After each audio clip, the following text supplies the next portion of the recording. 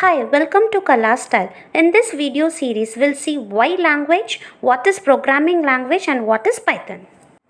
If a person need to communicate with another, then we depends on language. Similarly, on other side, computer. These computers are not self-operated device. These are programmable device or electronic device. In order to give instructions by the person known as programmer or developer. So the programmer needs to learn programming languages to give set of instruction to perform the task. We have so many computer programming languages, but today in this video series we are going to see about Python.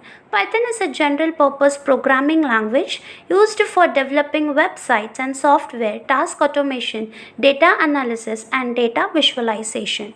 Python is developed by Guido van Rossum.